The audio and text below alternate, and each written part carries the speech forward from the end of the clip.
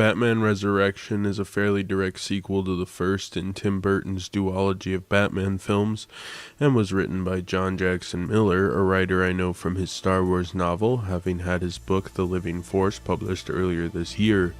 He is primarily focused on Star Wars and Star Trek novels throughout his career. However, John Jackson Miller was asked by his publisher at Penguin Random House what his dream project was, and he threw out the Burton-verse Batman property as his dream project. Lucky for Miller, following the success of Batman 66, a comic book continuation of the 60s Batman TV show, a series of Batman comics titled Batman 89 started coming up as a follow-up to the Tim Burton Batman films. This reopening of the Burtonverse perhaps made Warner and DC open to allowing the writer to tackle the project. I grew up on the Burtonverse, and while the duology was not the most accurate to Batman's source material, I've seen both films several times and really enjoy the first movie as a solid Joker Batman film, something I think John Jackson Miller commented on heavily in this book. The story takes place mere weeks after the end of Burton's first film, with Batman having just broken up with Vicki Veil, who left Gotham knowing that Bruce was never going to be able to quit being Batman, following the events that transpired between him and his parents' killer, Jack Napier, or the Joker. Joker's Smile X formula, however, is still reaping havoc on citizens of Gotham, with the formula mutating users into deformed mirrors of the Joker. Bruce pays for a new ward in Gotham General Hospital that will accommodate this, with the head doctor, Dr. Auslander, a theorist who runs into an anonymous actor, Carlo, who goes by the stage name Basil Carlo, and his new unusual ability to change his face to the form of people he impersonates.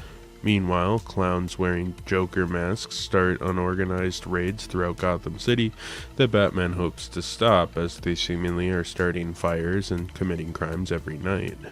Basil attempts to impersonate a fellow actor that used to work with soaps and mistreated him, leading to his deformity, Tolliver Kingston, but in the act locks Tolliver in a box, an act he believes killed the fated star. This gets Clayface to join forces with Auslander, who says he will help Basil with a cure so long as he helps him procure it. The plan is to steal the cure, and to do that they need thugs as a distraction. Thus, to organize them, Basil pretends to be the Joker. Batman confronts the clowns and this pseudo-Joker, which brings his suspicion to bear that Joker may be alive after all, while there is a John Doe in place of the Joker in his tomb, making people believe that Joker hasn't actually died.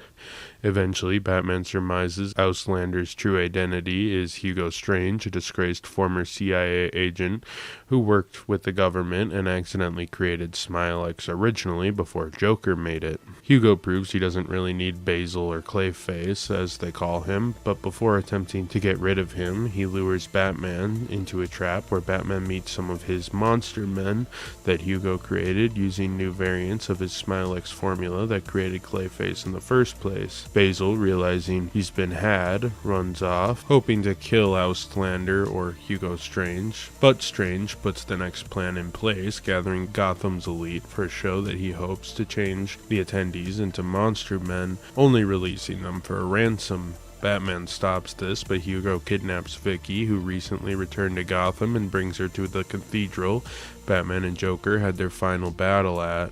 Basil reemerges, and he and Batman enter the cathedral, both dressed as Batman, as Hugo bombs the city with his new Smile X formula in an attempt to change all of Gotham into his mindless servants. This eventually heads off with a battle that Hugo thinks he's getting the upper hand in, though the true Batman was waiting in the wings, and the opponent he uses his Smile X on was immune, since it was Clayface who was already infected. Batman beats Hugo, and Clayface considers killing the Mad Doctor only to spare his life, though Hugo is infected by Smile X and loses his brain capacity he once had. Vicki leaves Bruce again, saying that he can never truly let someone in his life, accepting that fact but not being happy about it, and Basil is acquitted of his many crimes for his role in helping Batman and due to the manipulation he suffered at the hands of Hugo Strange. Batman heads down to his cave, where Alfred finds a note from a new rival, though friend or foe is unknown. The person sending the letter was seemingly the Riddler. In addition to the many characters featured in the original 1989 Batman film, characters like Selina Kyle and Max Schreck from Batman Returns show up to add some cohesion to the Batman Burton-verse world. Other brief cameos that tie it to the Batman 89 line of comics include Barbara Gordon, Drake Winston, the universe's Robin, and Harvey Dent. Batman is naturally the lead of this book, and following Vicki leaving Gotham and Joker's death, Bruce hadn't let off the throttle at all, making it impossible for him to lead a normal life. In fact, he's doubled down, doing more dangerous stunts, inventing more gadgets and gear, and devoting himself fully to his work and rarely sleeping, though the rare time he does sleep, he dreams about the night the Joker died at the cathedral, wondering about if Joker knew his identity and if Joker was truly dead or if he managed to escape. Evidence begins emerging to the favor of Joker's possible return, with the John Doe in place of Joker's body and seemingly a new Joker in town. Batman eventually has to grapple with a few theories as to what's going on, but as Clayface's transformation is so fantastic and unprecedented, it would seem impossible for it to be him. Batman met Clayface on one other occasion, but that didn't prove to be too impactful and was put in the background following Joker's seeming return. When the pieces finally fall into place and it's revealed Joker is indeed dead and Hugo Strange is pulling the strings all along, Batman is able to let go of Joker once and for all, but despite pleas from Vicki Veil, Bruce proved he could never stop being Batman. Alfred returns for this novel, and much like Michael Goe's take from the Burton verse and Schumacher verse, really wants Bruce's best interest over anything else, acting as a pseudo-father figure for the vigilante. Alfred, of course, helps Batman as the Hugo Strange crisis thickens, but most of the time he's just trying to get Batman to chill out a bit and sleep. I thought this was very well written, and is a good interpretation of Michael Goe's Alfred, who I'm a sucker for. He was definitely my Alfred growing up, and is arguably the best to do it in my opinion. I feel more modern comics and films get fascinated with the idea that Alfred is some like MI6 super spy badass combat fighter, and while I thought that was occasionally pretty neat, the fact that most interpretations are doing that now is sort of lame to me. I like the Alfred that became a top tier butler in a line of people that would serve, like kings and the rich, and ended up having to be the pseudo father to a mentally ill orphan on a revenge quest, but is still Batman's ground to reality and ally because he loves Bruce and wants to support him. I find that to be Alfred's character at its core. Anyways, we may have gone off topic a little bit, but Alfred is a joy to see in this book, and the character is very faithfully written, and he's a fun addition to this novel. Vicki Veil returns, and this novel sets out to explore why she left Bruce and how that affected her life as well as Bruce's. I think the 80s and 90s Batman films kind of wanted to make Batman James Bond in a lot of ways, with a focus on gadgets, set pieces, and cool vehicles, though I think these ideologies also extend to love interests, with a somewhat revolving door of romantic interest for the Caped Crusader.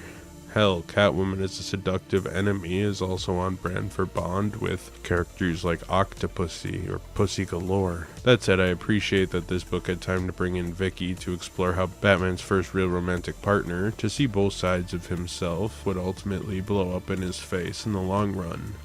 Vicki hates that Bruce needs Batman, though she also respects what Batman does for the city and understands why it needs to happen. I think it's a fitting reason to explain the revolving door of romances in these first 4 Batman films. She cares about Bruce and wants him to be happy and healthy, but also understands he'll never stop and somewhat gets why. It's sort of an addiction to Batman, and I think Vicki's inclusion was largely to explain where she'd gone and why she'd left, which I think consequently explores Batman as a character in a very fascinating way. Knox returns from the original film. In this book, he remains kind of the goofy white-collar journalist dude. He has ideals, but he's also kind of annoying and quippy. In this book, he sort of phases in and out, being saved by Batman, tracking the Joker conspiracy, and bringing Vicki Veil back into the fold late in the story. He's actually important here, which I think is good, but I don't know. I've never really cared for the concept of this character, so his return is pretty meh to me. I still found him to be a little out of place and just a little too much for me, though. Carlo is Basil Carlo, or later Clayface, or later the Phantom of the Capra.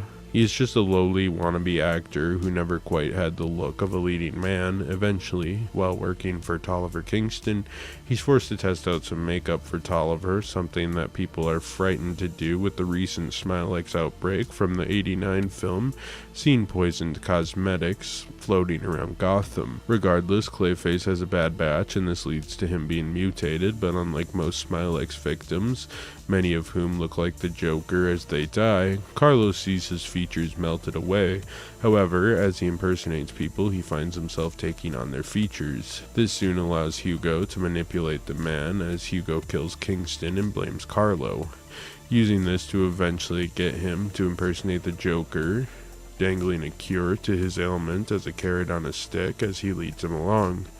Eventually, after learning Hugo created his ailment by experimenting with Joker's Smilex drug, and that he didn't actually kill Kingston, Clayface wants revenge and teams up with Batman to stop Hugo's plans. Hugo Strange pretends to be Auslander, a mysterious doctor with interesting theories that fascinates Gotham's elites. He worked with the Joker at first behind the scenes of the first film, but eventually, after Joker dies, Hugo hopes to take over Gotham by turning the citizens into monster men that obey his bidding through hypnosis and mob mentality as revenge for how poorly he was treated throughout his life. Batman, of course, eventually unravels his plot of a second new Joker and his strange monster men, with Hugo being turned into a monster man, losing his grip on reality and losing the intellect he so treasures. Joker isn't really in this book, not living at least, but his attack on Gotham has ramifications throughout the city. Batman is still obsessed with the Joker, fearing he has perhaps survived death. This, of course, is not true, but Hugo knows Batman and the GCPD would be so occupied looking into this seeming new Joker that it would buy him plenty of time to create his mad monster men. Joker visits Bruce in his nightmares. I do like, though, that this Joker did die. In the comics, Joker always seems to perish only to survive because he's the Joker and comics are comics. In this universe, Batman's foe does perish, but that doesn't mean his numerous petty crooks, new evil villains, and even Batman's mind wouldn't carry on his vision. There are also some remnants of his old crew, like Lawrence the Boombox Goon, who tries leading the Joker's gang with little success, being a figurehead for the new Jokers, until Joker's seeming return, where he takes a back seat. Joker is as much the lead villain as Hugo Strange, and in a twist of fate, Clayface is more of a victim in the story than a villain by the end. Tonally, this book is really on the money. It feels just like that first Batman film, and I appreciate that Burton went a little darker and more Burton with Batman Returns, and I think this book tries capturing the feel of the Burton verse, while on a more specific level, the first film in the duology. I also like the expansion of the world for Batman, and the fact that what Burton created was so original. Future creatives touching this portion of the Batman IP were inspired to create new and unique takes on the characters that didn't show up in the films themselves. The pros from Miller are very clear. He wanted to make this book feel like Batman 1989, and that extends to how the characters act, think, talk, and feel. I think all these characters felt on the money, while also delightfully expanding the characters. Even the action feels like Batman 89 and not Batman from the comics or the Nolan films or the Snyder films or Matt Reeves' recent film.